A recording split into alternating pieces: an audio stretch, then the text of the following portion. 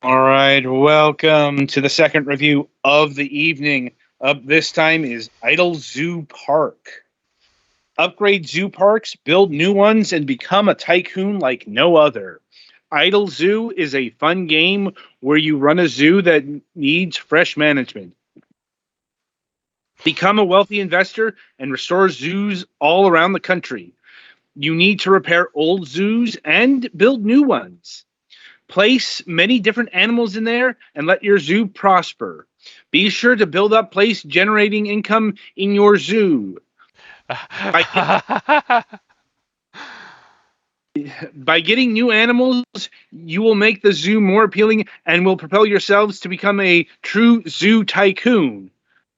I'm like, but not the trademarked kind. Yeah, Maxis looked like a word. Yeah, I'm like, it's almost like they wanted to call this thing something else, but they couldn't call it. But the lawyer said no. Well, that because these perhaps another name was like Taken or something. Some other person called dibs on it. Yeah, yes, weird. Because the words zoo and tycoon, when appeared together in the video game space, is a registered trademark to the Microsoft Corporation. I'm not joking. They own Zoo Tycoon. So, we get Zoo Park. And for some reason, they've called this Idle Zoo Park. I don't think it's an actual idle game. It's kind of an idle game, yeah. Okay. Well, yeah, so this was assigned to Petty. So over to him for the details. So yeah, do you like idle games? And not the praise be your favorite JPEG, but like idle as you don't have to do much. Well, boy, do I have something for you.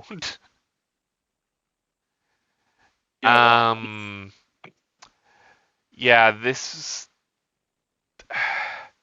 There's not much to this game if you can't tell.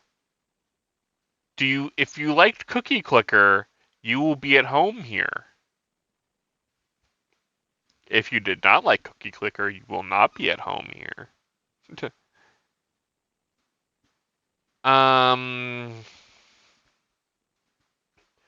But yeah, as far as gameplay goes, air quotes gameplay, is every minute or so, your various animal exhibits will give you money. You can get more money by, if your cursor's on a blank space, rapidly pressing the A button. When enough money is accrued, unlock a new exhibit. Rinse, repeat, and yeah, Bob's your uncle.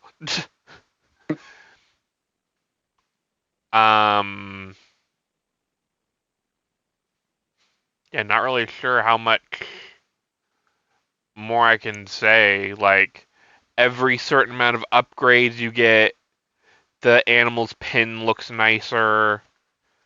There are other things to increase, like your multipliers. Like, I find it hilarious that you can get an extra 5% earnings by increasing your the safety of your zoo every level. Which, if you know anything about that kind of thing, the exact opposite happens. A lot of them, unless they kill somebody, don't really care. So that's kind of hilarious. Uh-huh.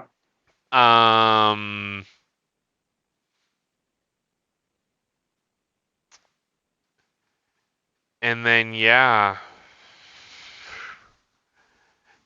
The music, it exists. It sounds like I don't want to say it's an asset flip, but it definitely feels like they definitely bought that music from somewhere not meant for this game, if you get my drift. And yeah, I believe this also came out on mobile. Wouldn't surprise me.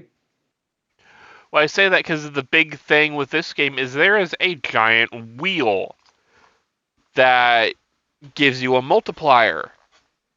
That definitely has the trappings of a mobile game where you could spend X amount of money to spin the wheel or watch an ad for the wheel to get a spin at the wheel.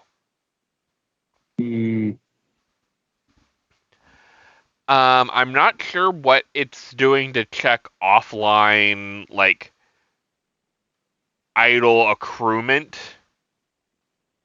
If it's just device time or if it checks against a server.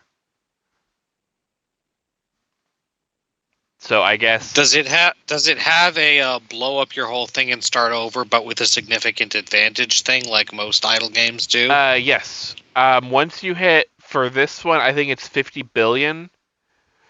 You can you can research a new exhibit, but what that does is basically you go to a new zoo that can hold one more animal, like one more animal pin.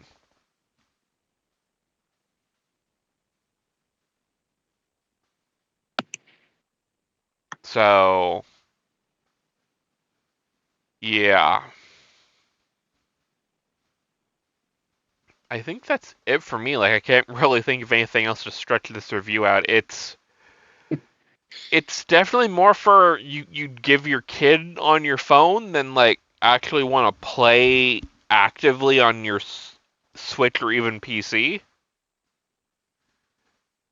Like, I was more interested in Zombiidle than I was with this.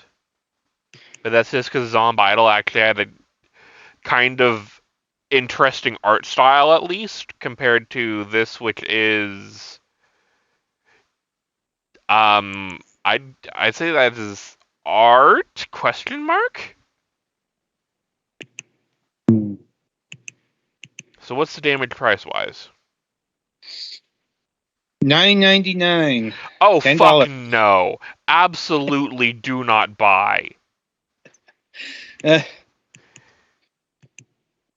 this was like under 5, maybe it'd be worth a novelty, but yeah, no.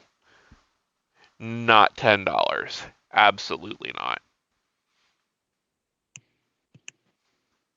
Because, yeah, I guess something I should mention is it's using Ocean Media's crappy cursor hidden object game cursor engine, where it's the stick. Oh, the right stick and right trigger only. It uses both sticks and the A button. Okay, at least it's not right trigger. But both sticks move at the same speed compared to some of them where it's one stick moves a little... where one of them is fine movement and one of them is fast movement. Yep. So if you want to try and select something, you're better off using your touchscreen than trying to use this piece of shit. But yeah, this definitely an avoid from me. Avoid it like the plague. Unfortunate. Any other questions, comments, or concerns from you guys? Nope. All right, then. So that'll about do it for this game. Be sure to tune in after the break as the Galax reviews Side to Side.